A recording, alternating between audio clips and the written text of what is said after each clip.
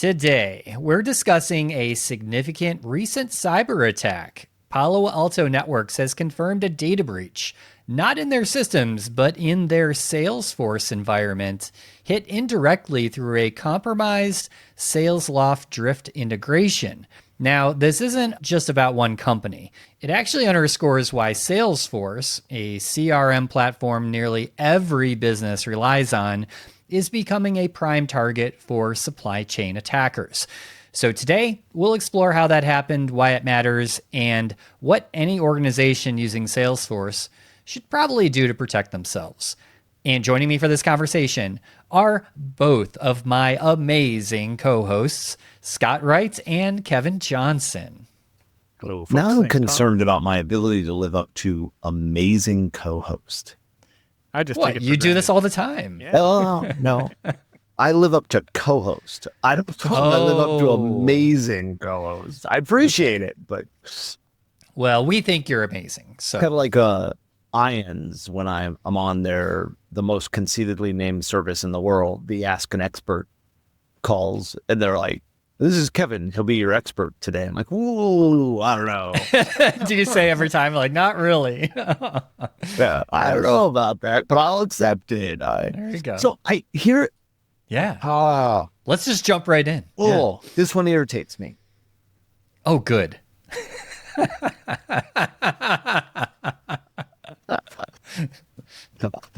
Yeah, I can't blur that out. All right. No, I can't. For the listeners, I just flipped off Tom. And Normal.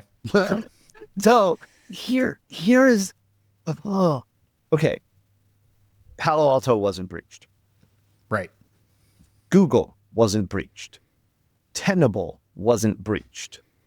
But I've received notifications from all three of them, Isn't that fun? and which sucks for them and me, and the sheer amount.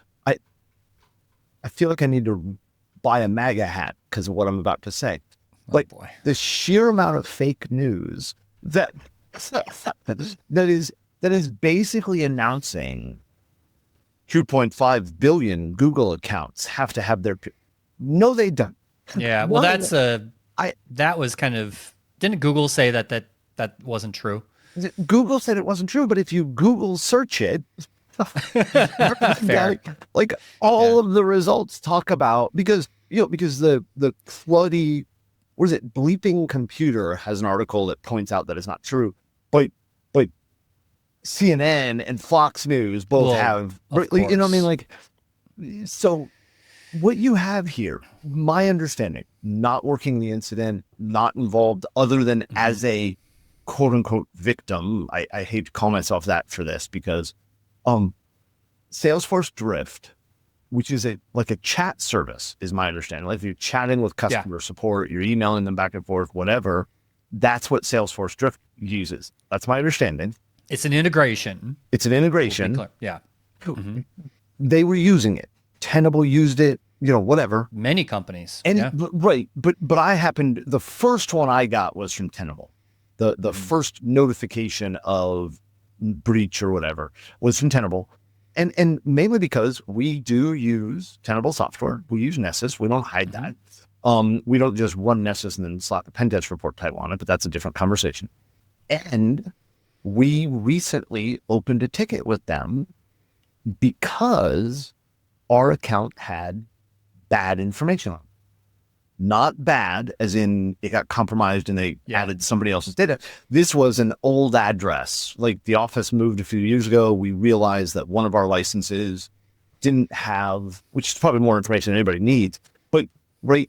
And so Tenable wrote us this message that was like, hey, just want to know, you were part of one of the breaches. Here's what happened. Here's this, which I'm really impressed with the quality of the notification. Right. That I nothing against Tenable, but I expected less of them. But Wow.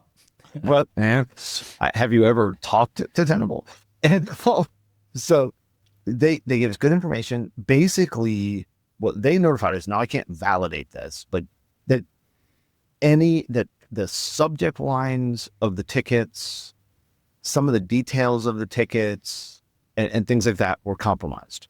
Okay. Now I think, did I put anything sensitive in the subject line? Did I put, right? Like that kind of stuff now becomes conversation, because I could see sensitive stuff being there with a tool like Tenable's tooling, right? But then you add to it where you combine social engineering aspects where people have had their actual accounts compromised because of this breach, right? Okay, they got information from the Salesforce drift thing, and then they attacked the user, got their password reset. That's a problem. That's significant. But this goes back to the, change.org breach, where nobody knew who they were, but these major hospital chains. Was it Delta? Their chat bot got compromised, but it wasn't theirs. It was a third party, but nobody said, like you and I right now, the three of us aren't naming the company that was running the chat bot because none of us remember. But damn straight, I remember Delta. And that goes back to these news articles. They're picking on is probably the wrong word. They're picking on Palo Alto and Tenable and Google, when the reality is a third party. You said, how do you handle Salesforce? I'd take it further than that. How do you handle any integrations that you put forward in sensitive spots? Sure. Right. Like, I mean, we've talked on the show before about something as simple as WordPress plugins. Yep. Right. Those are integrations built by other developers, right? And they get hacked all the time. Salesforce is no different. All these other things are no different. I think what's different about this is that Salesforce is like a major product in most companies. Well, and here's the thing that I find very interesting. Additionally, is I know that you and I both, and I believe Scott has as well, have talked about how impressed we are with Salesforce's stance on security testing. Right? They were, if not the first major SaaS provider, one of the first major SaaS providers to say, no, hack us. Like, if you're a customer and you want to test your integration, do it. Right? Like, they gave limits, they put scope around it, but it was one of the first, if not the first, major vendor that basically said, not only do we test our stuff, but we're okay with you testing our stuff. Right? That's awesome. And as far as I know, that's still their stance. But how do you control integrations to Salesforce? I don't know if I can't find anything about if this was a vulnerability in Drift. It may have been, how they got the OAuth tokens. Yeah. What I read was this was another social engineering. That's where it's leaning towards as well. Yeah. I don't know that that's true. You're right. But then they took the OAuth tokens and then they used those to authenticate to Palo Alto and all of their Salesforce instances. Right. And then the attackers are actually then once they had Salesforce access, a lot of companies are using Salesforce for their support tickets. And guess what's inside support tickets? API keys and other sensitive information like passwords and all kinds of things. And even if you tell people don't put sensitive data in the ticket, correct, they do. Yes. I mean, hell, I'm a company of 30 people. Yeah. We tell people all the time, don't tell us why you need PTO. Just put the PTO request in. Right. Like, I don't need to know your medical records to approve your time off. I'm going to approve your time off. And yet I still get tickets that say, I got this disease, and you know what I mean? So yeah, exactly. So, and I think the response was probably as good as you can get. I mean, Salesforce obviously shut down the integration, so that's a good thing, right? Let's shut it down to investigate, find out what happened. They communicated to all of their customers that this was going on. And then the vendors, right, that used it, like Tenable and others, hopefully they have sent communication out to their customers, letting them know. So I think the response, is what I would normally expect. But I guess I want to talk about, because Salesforce is so pervasive across so many companies, what can they do? What can customers do? And I don't think there's that much they can actually do to prevent something like this from happening. I think it sort of depends on the I'm sorry, Scott. So I was just going to say, I think it depends on the use case or the threat scenario, right? I mean, as you said, if it's a social engineering thing, maybe there's nothing technically that you can do if somebody's granting access when they shouldn't be able to, unless it's an MFA thing. But otherwise, I think it's probably an API vulnerability that, with the plugin or whatever the integration is. The two things I can think of that you can do to help with this type of issue, and I want to be blunt, this is a risk assessment you have to do against all integrations you do, and then determine what ways you handle it. In this case, what I would lean toward, and it's not going to solve the problem, but I would lean toward invalidating tokens more often. It's a pain in the butt, but the more often you invalidate tokens, the less time an attacker would have access. The other thing I would argue about is, what is your data retention policy around ticket details? And so you have this third party, I'll be blunt. I lean toward, and we do this internally. We don't use Salesforce. We use HubSpot, but we have tickets for our projects. One, we don't put any sensitive data in our tickets. Now we can handle that because our tickets are created and managed by us. They're not customer tickets, right? But we export them and then delete them from the service after a certain period of time. That way we still have the data for a longer retention period, right? But it's outside of the environment that is controlled by a third party. Now we're smaller, that's easier for secure ideas to do than it is for Palo Alto to do, right? And you have to think about what your data retention and your usability for customers is. If you're using this as support, having a long-term storage of stuff might be better, but I would lean toward pulling it out of a third party. That way, at least, I hate to say it, but I'd rather be writing a note. That sounds awful. I'm not sure I'm going to agree with what I'm about to say. But my gut tells me to say that I would prefer to be telling you that I screwed up and lost data than to be telling you that, I trusted a third party, didn't think about it, and they lost it. But I can see the opposite of that as well.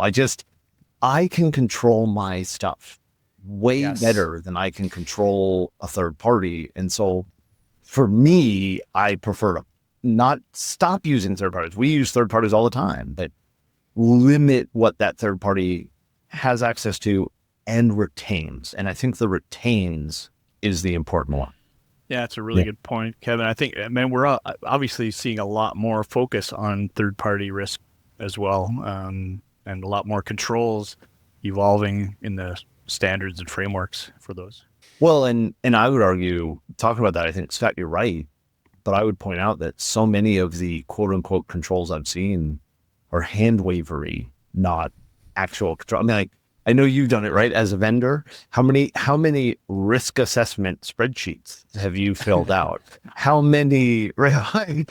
And that's what I say is I like the fact that we're focusing more on it. I hate the fact that it seems like so much of the focus has become a Excel solution. Right? We don't actually solve security. We make the vendor fill out a spreadsheet that says they solve security, and we'll count that as okay. And I know the problems. I'm just going to throw out the. I think there are solutions evolving because of that attitude. It needs to be better, right? But Yeah, these are all really good points. I think organizations just forget about, you control your data, right? And I think data retention is a big part of that we just kind of often overlook, right? Data just stays out there because it's in the cloud. It stays out there forever. But data retention applies more than just email, right? We always think of there's a data retention policy in our email, of course, right? Because some auditor required that, but this should apply to really all of your data, even support tickets and all of those things. And I think that's a good thing for organizations to start thinking about. Good stuff. Well, there will be no shortage of future breaches involving integrations. So. No. But your year-end prediction is going to be... Oh, boy. We're talking about that already? Oh, boy. My September beginning prediction is... Yes. We know. Speaking of not end-of-year episode, but we do have a milestone coming up here in the next couple episodes. Ooh, Episode 400? 400. Wow. Wow. So we're on 398. So we're going to have to do something special for episode 400. So have not decided what that is yet. But okay. Any listeners want to have maybe a previous guest on, or we are open to those ideas, but the big 400 is approaching. So you said we're at 398, but the title in this recording sentence says 397. Are you counting? Is it counting from 0 or? I don't know. I may have screwed that up. Oh, okay. I'm not correcting. I'm just curious. I'm like, I don't know. Yeah. Actually, no, you're right. It is 397. I stand corrected. Let's be clear. First off, this is 397, not 398. I was looking at the wrong. I'm not right. I'm reading the thing you entered when you set this up. So what you're saying is you were right. And my notes are wrong. Kevin can read properly. Yes, right. Like, Kevin is correct. But I recognize numbers. For once, Kevin is right and I'm wrong. Nice. Very nice. The only reason I was right was I was reading what you wrote. Oh, fair. Well, great to have you back, Scott. Hope all is well. Yeah, all good. Good. All right. Well, with that, since I know we all have hard stops, thank you all for listening. And until next time, stay safe, stay secure, and stay private. Thank you for watching or listening this episode. Be sure to subscribe wherever you like to get your podcasts. Visit sharedsecurity.net for merch, previous episodes, and more. If you'd like to help support the podcast, join our Patreon to get ad-free episodes and many more exclusive supporter-only benefits. Visit sharedsecurity.net/supporter for more details.